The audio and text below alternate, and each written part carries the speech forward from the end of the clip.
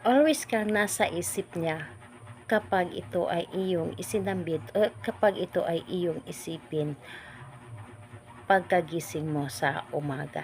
Hello mga guys, kumusta kayo? Panibagong araw, panibagong video na naman tayo, and sa araw na ito ay sana namang video ang aking ituturo sa inyo na simpleng gabay o simpleng pamamaraan na makakatulong sa atin. At bago ang lahat, gusto ko lang mag-disclaimer sa mga taong hindi naniniwala at hindi gusto ang mga kagaya nitong video. Please skip this video and maghanap kayo ng videos na gustong gusto nyo, dahil ang video na ito ay para lamang ito sa mga taong naniniwala in gusto mag-try.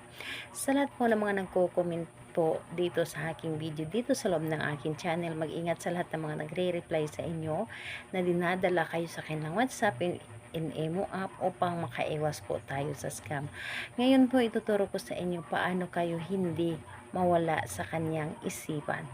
So, lahat naman tayo ay gusto natin na hindi tayo mawala sa isipan ng ating partner, lalo na kapag tayo ay malayo o magkalayo sa isa't isa. So, dito po ay pwede mo itong gawin sa parehas ang kasarian, babae ito babae, and lalaki ito lalaki. And syempre naman sa ating babae at lalaki na mag-partner.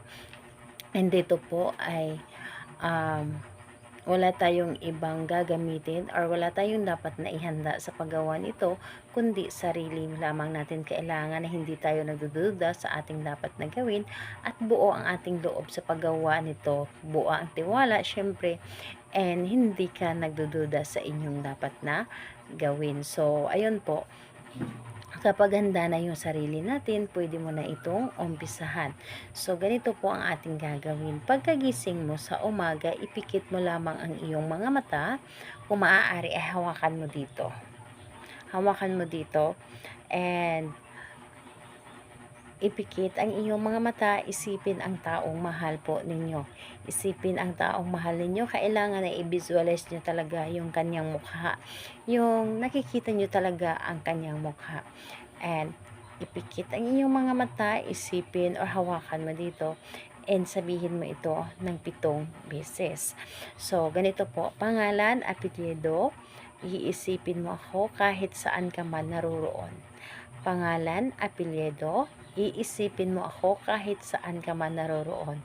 7 beses mo itong ulit-ulitin, and dapat na habang sinasambit mo ito na para bang nakikita mo ang kanyang mukha, and yung tipong nanggagaling talaga sa inyong puso ang mga sinasabi po ninyo, hindi lamang siya na basta-basta na sinasambit, kundi nanggagaling mismo sa inyong puso na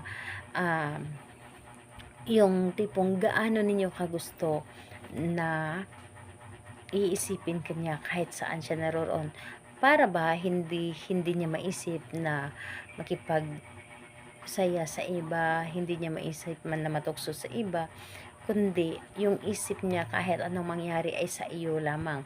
Yung isip niya na kahit anong mangyari, ikaw lamang ang gusto niya.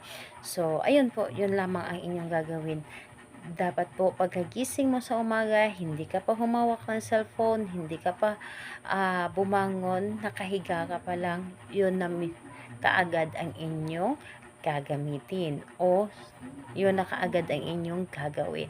So, yun lamang, pangalan niya, apelyido, iisipin mo ako kahit saan ka man naroroon. So, kahit anong araw at oras, pwede mo itong gawin, basta pagkagising mo sa umaga. So, ayun po. Salamat po sa inyo. Bye-bye everyone. God bless us all.